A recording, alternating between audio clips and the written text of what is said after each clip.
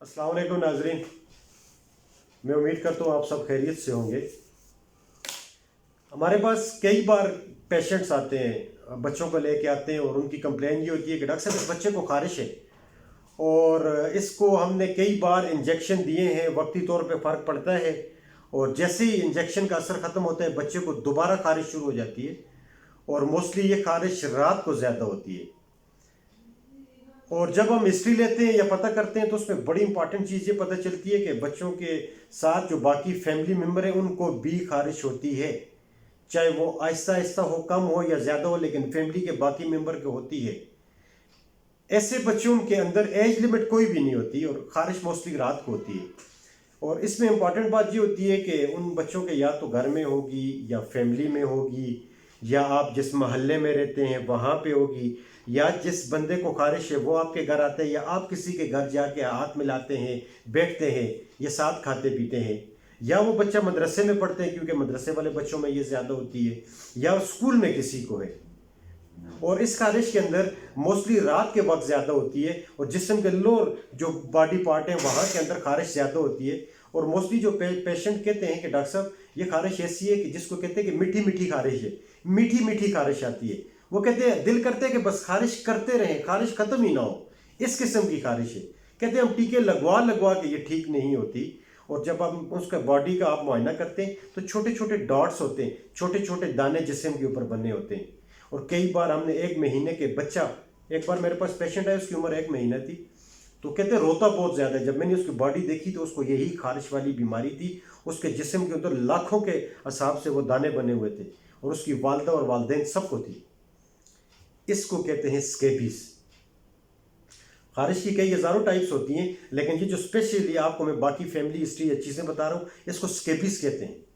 Scabies एक से दूसरे को लगने वाली बीमारी का नाम है।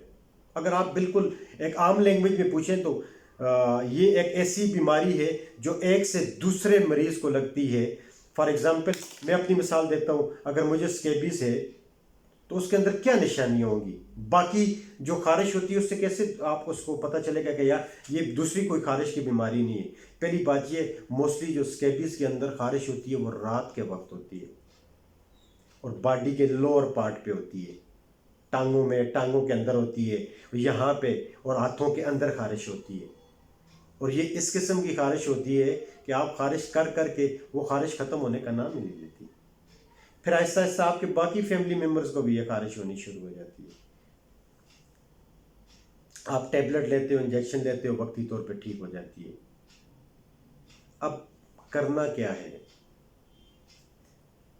अब ट्रीटमेंट वाइज हमने कई लोगों को देखे, वो कहते हैं डॉक्टर साहब हमने तो लोशन भी लगाया, टैबलेट लिए, लेकिन ठीक नहीं हुआ। तो मैं आपको ये बताता चलूँ, जहाँ पे आप रहते हैं, जहाँ पे आप सोते हैं, ये वाला जरासीम उसके साथ भी होता है। अगर आप सिर्फ अपना इलाज करते हैं और बाकी जहाँ पे रहते हैं उन बिस्तरों की सफाई का ख्याल नहीं करते, कपड़ों की, तो ये फिर फैल जाती है। या आप किसी के घर जाके बैठते हैं कुर्सी पे, बेड पे जिनको है, या वो आपके घर आके बैठते हैं, हाथ मिलाते हैं, या बच्चा स्कूल से वापस लेके आता है, तो ये रिपीट होती रहेगी, ये ठीक नहीं होगी।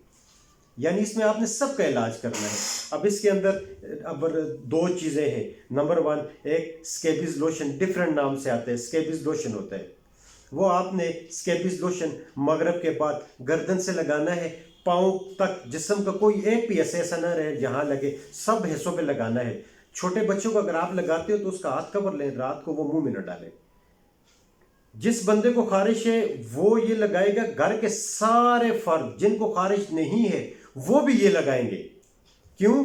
अगर आप किसी को कहते हो यार आप लोग, वो बोलेगा मुझे तो खारिश नहीं है। हो सकता है ये जरासीम उसके साथ होगा, आप लोग ठीक होंगे, 1 हफ्ते बाद उसको खारिश स्टार्ट होगी, वो फिर सबको करेगा। इसलिए आप सब ने ये लोशन लगाना है जो स्केबीज के नाम से, डिफरेंट नाम से आता है, और गर्दन से लगाने के बाद सारे हिस्से पे, जिस्म पे लगे। सुबह उठ के ये जो कपड़े आपने पहने हैं ये आपने साइड पे करना है, इन कपड़ों को नहीं पहनना। सुबह आपने जब नहाएंगे इन कपड़ों को नहीं पहनना। एक और चीज़ है जो प्रैक्टिकली हमने देखी है, बड़ी इफेक्टिव है, कि आपने गंधक लेके आनी है। गंधक आपको किसी शॉप से भी मिल जाएगी।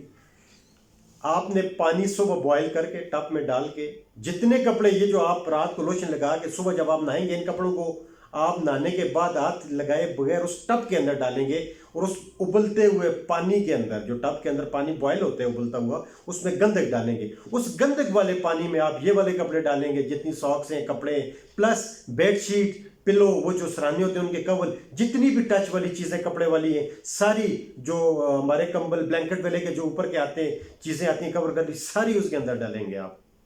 اور پھر 2-3 گھنٹے بعد گندک والے پانی میں رہنے کے بعد اچھی طرح دھو کے خشک کر کے کمرے کی صفائی کر کے پھر آپ ان کپڑوں کو یوز کریں گے اور ان کمبل کو یا ان بلینکٹ کو آپ روم میں یوز کریں گے. جب تک آپ گندک والے پانی میں نہیں دھوئیں گے وہ جراثیم نہیں مرتا. آپ نے ہفتے میں 2 دن یہ والے چیزیں ریپیٹ کرنی ہے، یعنی نہانا بھی ہے اور وہ گندک میں کپڑے بھی دھونے ہیں. پریکٹیکلی یہ بھی دیکھا گیا اگر آپ نہا رہے ہیں تو پانی میں گندک ڈال کے نہائیں، اس سے بھی وہ چیز کافی بہتر ہو جاتی ہے. گندک کافی افیکٹو ہے اسکیبیز کے اندر. اب یہ تو آپ کو ہو گیا ایک سٹیپ نمبر 1 ہو گیا کہ اچھا یہ آپ ہفتے میں 2 دفعہ کریں گے اور 1 مہینے تک کریں گے. 1 مہینے تک ریگولر ہفتے میں 2 دفعہ یہ لوشن لگا کے نہائیں گے، پلس آپ یہ گندک سے کپڑے دھوئیں گے گھر کے سارے بندے. اب دوسری بات امپورٹنٹ بات یہ ہے کہ جس بندے کے گھر میں آپ کو لگتا ہے کہ آپ جاتے ہو اور وہ بیٹھا خارش کر رہی ہے، میں آپ سے کہتے ہیں نا، وہ کہتے ہیں نا میٹھی میٹھی خارش آتی ہے. آپ محفل میں بھی بیٹھے ہوں گے، آپ کو خارش آ رہی ہوگی، نہ چاہتے ہوئے بھی آپ خارش کریں گے تو آپ سمجھ جاؤ کہ یار اس بندے کو اسکیبیز ہے. موسٹلی وہ ٹانگوں کے اندر وہ خارش کر رہے ہوتے ہیں. تو اس میں شرمانے کی بات نہیں ہے. اسکیبیز کا لٹریچر آتا ہے، آپ ان کو بتا دو یار، آپ ان کو یہ والی ویڈیو فارورڈ کر دو جو میں بتاتا ہوں کہ وہ اپنے سارے گھر والوں کا یہ اسکیبیز لوشن لگا کے نہ یہ ساری ٹریٹمنٹ کریں، وہ بھی ٹھیک ہو جائیں گے.